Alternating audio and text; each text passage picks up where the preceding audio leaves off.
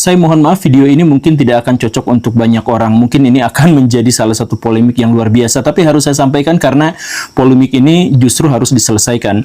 Saya mengajukan pertanyaan kepada Baraya, seberapa burukkah pesantren di mata Baraya, atau seberapa baikkah?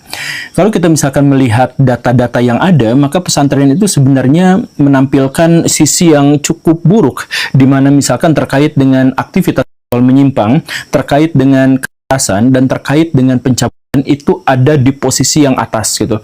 Lebih banyak daripada lembaga-lembaga pendidikan yang lain. Coba kita bandingkan misalkan sebagaimana data yang diajukan oleh JPPI yang menyebutkan bahwa 64% kasus bullying, kekerasan, itu terjadi di sekolah konvensional, kemudian 20% di pesantren, dan 15% di madrasah. Baraya akan menemukan bahwa, wih, di pesantren cuma 20% bandingkan dengan sekolah formal yang sampai 64% gitu kan, berarti pesantren hanya sepertiganya. Begitu sebenarnya cara membaca datanya tidak seperti itu, Baraya. Kalau misalkan kita melihat data secara keseluruhan, jumlah total siswa di Indonesia itu mencapai 53 juta orang.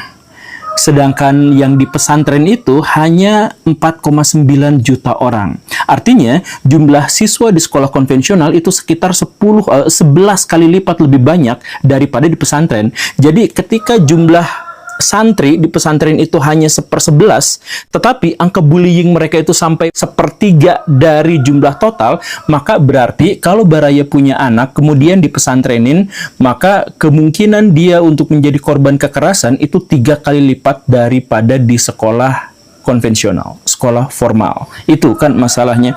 Kemudian kita beranjak, itu yang barusan itu soal bullying, soal kekerasan. Bagaimana dengan kekerasan seksual?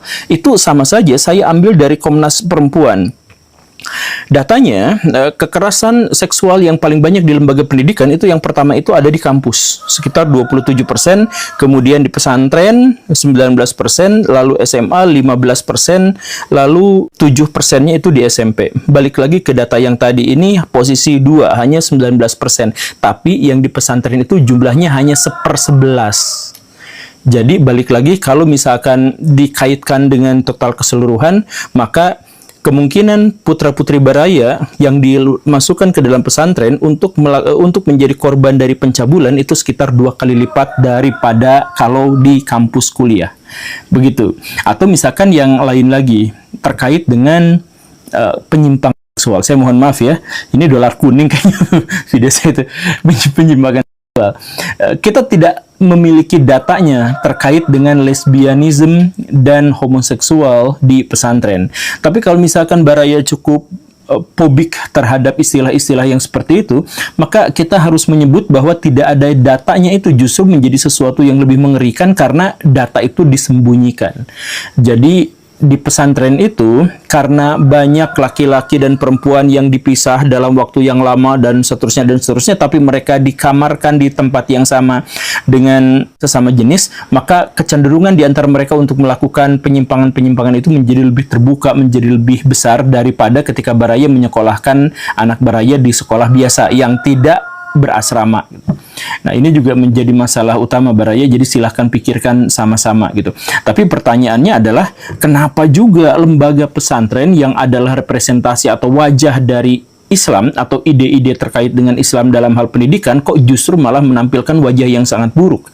Kenapa bisa seperti itu? Di episode ini kita akan jelaskan masalahnya dimulai dari hal yang paling mendasar. Simak videonya sampai tuntas, yuk kita bahas. Jangan salah paham untuk menganggap saya mengeneralisir masalah pesantren ini, karena tentu saja saya sebenarnya juga mengendorse 1 atau 2 pesantren sebelumnya. Tetapi coba silahkan Baraya cek video ini atau gambar inilah. Ini adalah Gus Jafar. Beliau mengecat rambutnya dengan warna-warni, dengan tampilan gondrong yang juga kurang bagus gitu ya. Kemudian yang unik dari beliau itu adalah kemana-mana nggak pakai baju, jarang pakai baju, bahkan ke undangan, bertemu dengan pejabat dan sebagainya itu cuman pakai kolor doang. Kemudian beliau itu suka ngadain konser dangdut besar-besaran di 4 panggung sekaligus, dan di situ beliau bergitar dengan melodi yang aneh, bernyanyi dengan yang aneh-aneh dan lain sebagainya. Ada banyak sekali keanehan terkait dengan beliau. Beliau juga ngemodif motor, kemudian kemana-mana tuh selalu bawa Fanta. Selalu bawa produk Yahudi itu. Selalu bawa Fanta, dan kemudian bawa rokok gudang garam.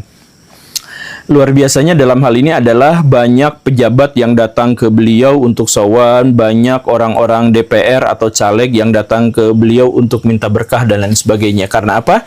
Karena beliau dianggap sebagai wali majdub. Jadi artinya ilmu pengetahuan dan kedekatannya kepada Allah Subhanahu wa taala itu lebih melampaui daripada kebanyakan orang di dunia.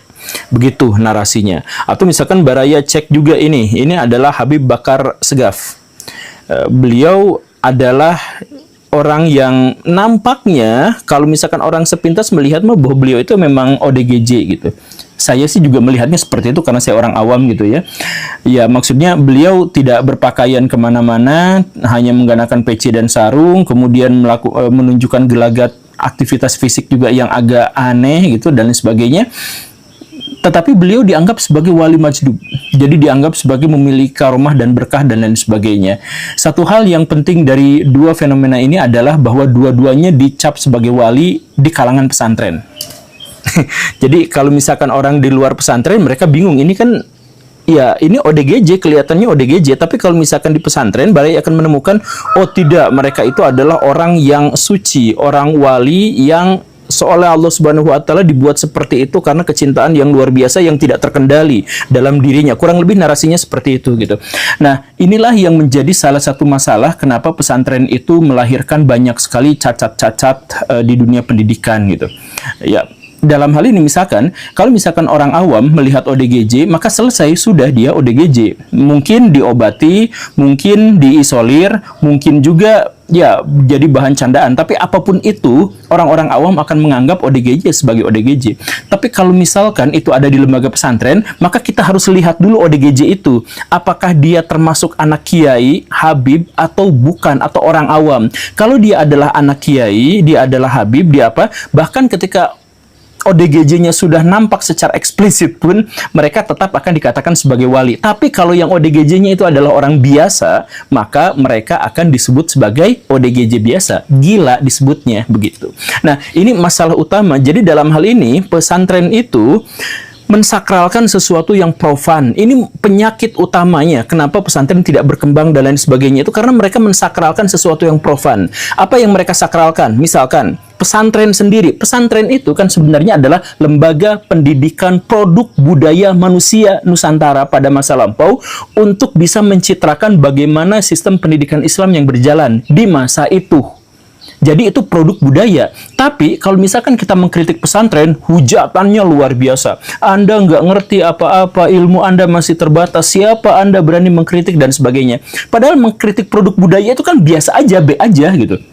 Sama seperti kita mengkritik misalkan lembaga pendidikan di Singapura, kita kritik ya nggak apa-apa. Tapi kalau misalkan mengkritiknya pesantren, Baraya bisa masuk neraka gitu, atau diancamkan untuk masuk neraka gitu. Produk budaya tapi dianggap sebagai bagian dari agama. Dan karena itu maka semua hal yang ada di dalamnya itu juga harus menjadi suci. Termasuk yang tadi itu, bahkan ODGJ pun menjadi suci. Karena apa? Anak kiai, anak habib. Kalau anak habib ya pasti habib juga, atau anak ya, atau gus, atau yang semacam itu. Begitu. Termasuk kitab-kitabnya. Produk buku-buku kitab itu kan sebenarnya adalah produk buatan manusia di zaman lampau. Dan itu menunjukkan ekspresi budaya di masa itu. Itu bukan Quran, itu bukan hadis, itu bukan apa-apa. Itu hanya tafsiran logika manusia terkait dengan situasi keberagamaan pada waktu itu. Jadi pada waktu itu bisa saja bagus kitab-kitab itu. Tetapi pada masa sekarang belum tentu. Kan begitu. Nah, iya sering saya ungkapkan misalkan ada kitab-kitab yang sangat disakralkan, tidak boleh dibantah dan sebagainya. Ya emang kenapa gitu. Kalau misalkan kita melihat tradisi modern dalam pendidikan, ya justru sesuatu itu bisa bermakna kalau misalkan kita mampu mengkritik padanya dan mereka bisa bertahan dari situ. Nah, di lingkungan pesantren itu kitab-kitab tidak boleh dikritik karena sakral, karena suci. Karena itulah maka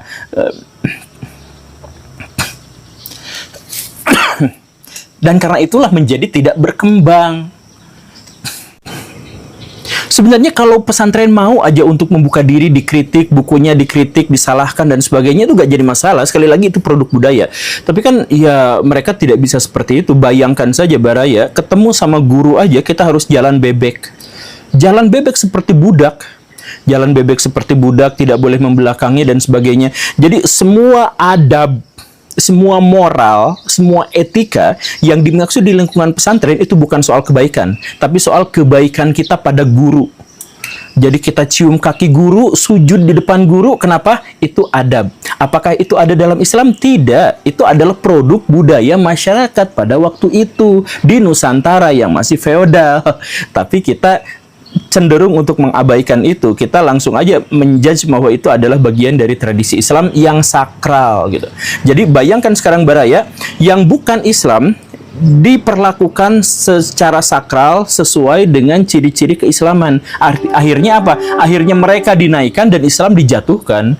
Jadi gonggongan ejekan terhadap Islam menjadi semakin masif karena ya itu yang dicontohkan. Ini Islam tuh gini loh, sujud di depan ustadz, cium kakinya, makan bekas makanannya dan lain sebagainya, kan seperti itu gitu. Bahkan ODGJ pun kalau misalkan dia anak ustadz, maka dia harus dimuliakan setinggi-tingginya. Kata-katanya yang paling tidak jelas pun akan dicarikan maknanya. Oh ini gini, misalkan gini ya, ODGJ yang tadi gitu ya, yang wali tadi itu. Dia ngomong bahwa wah Indonesia mah ada di Amerika gitu ya. Itu kan salah. Tapi orang-orang itu akan berusaha sekuat tenaga mengkhianati logikanya untuk ini maksudnya, ini tafsirnya sesungguhnya adalah begini gitu. Ketika ada Habib yang makannya tuh aneh gitu, oh itu sedang berzikir. Jadi orang awam nggak akan bisa lihat. Jadi bagaimanapun kita udah bisa menerka bahwa itu adalah sesuatu yang salah, tapi kemudian disingkirkan. Pokoknya tidak boleh berpikir dengan cara seperti itu, harus berpikir bahwa dia itu adalah orang suci gitu. Jadi pisau okam itu tidak akan berlaku sama sekali di sini gitu. Nah, termasuk juga dalam hal ini kalau ada guru ngajinya atau kiainya, misalkan saya mohon maaf, melakukan pencabulan kepada muridnya, itu semuanya pakai label agama. Dan karena disakralkan, maka santri-santrinya itu tidak memiliki keberanian dan kewenangan untuk melawan. Coba misalkan kemarin ada santri yang dicabuli oleh gurunya, padahal sesama laki-laki. Si gurunya itu ngomongnya apa? Ini namanya zikir zakar. Jadi untuk mencapai rahmat Tuhan, keberkahan, maka dilecehkan secara seksual dengan judul namanya zikir zakar gitu. Dan kalau Baraya bisa cek semua misalkan kasus pencabulan ustadz terhadap santrinya, itu dilabeli mulai dari itu. Karena apa? Karena guru tuh sakral. Ketika mereka minta hal-hal yang berbau seksual, mereka juga disucikan dan dibenarkan dan diiyahkan. Itu kan, coba kalau misalkan tidak ada masalah yang pensakralan terhadap manusia, pensakralan terhadap hal-hal yang profan, itu sebenarnya udah selesai masalahnya tuh. Nah, ini dilapisi bahkan menjadi lebih besar lagi dengan logika mistik. Logika mistik itu adalah menggantungkan argumentasi kita pada sesuatu yang tidak bisa dibuktikan, pada sesuatu yang gaib. Jadi misalkan kemarin ya, kenapa terjadi kebakaran di Amerika Serikat, di LA? Oh, penyebabnya adalah Donald Trump ngomong ngejelek-jelekin Palestina.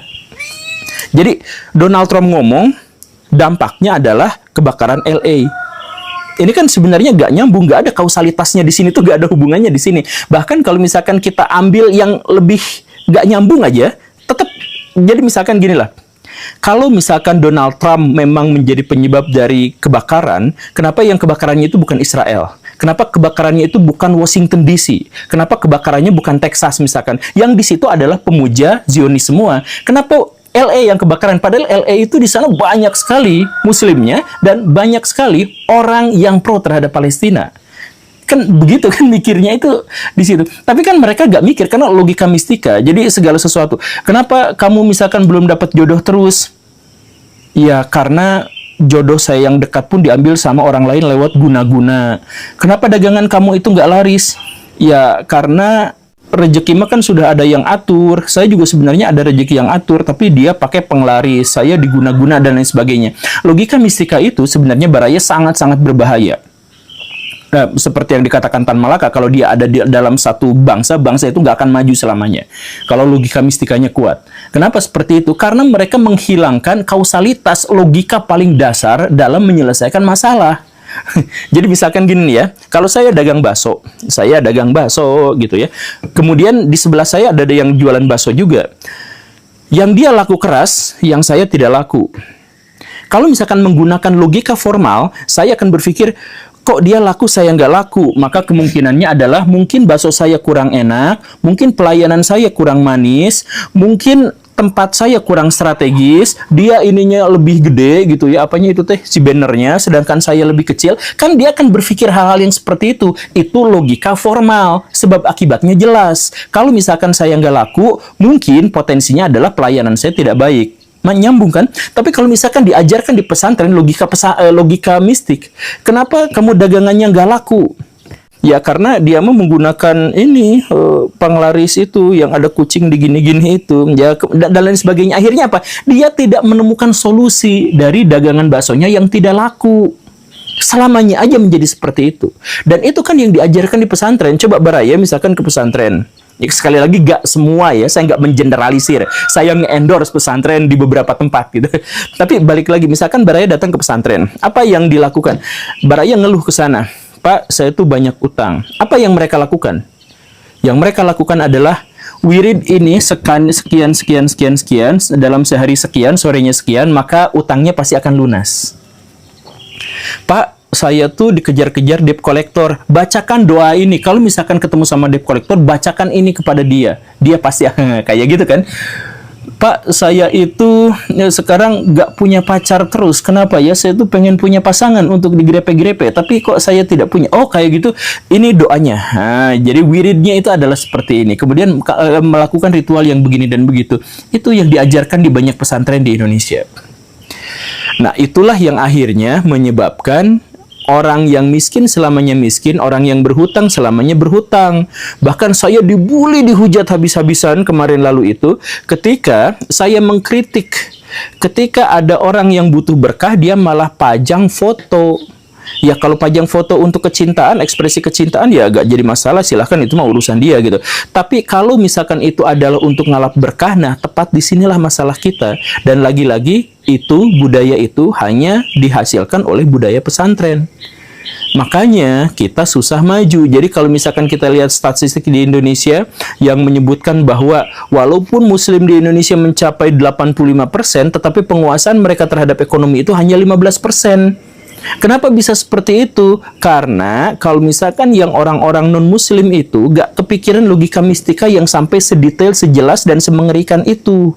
Kalau misalkan Baraya bangkrut, ya mikir gimana solusinya. Kalau misalkan Baraya dijauhi sama perempuan, misalkan ya mikir bagaimana solusinya. Pikiran-pikiran itu harus melibatkan logika formal, bukan logika mistik. Nah, akhirnya apa? Ketika terjadi di pesantren yang begini dan begitu, ya pakai logika mistik. Apa-apa pakai logika mistik. Kenapa bisa seperti itu? Ya karena itu tamengnya. Biar tidak dikritik, biar tidak dihujat, biar tidak diapa-apakan. Jadi itu adalah jalur termudah untuk bisa mendapatkan uang yang memadai, yang cukup. Kan begitu.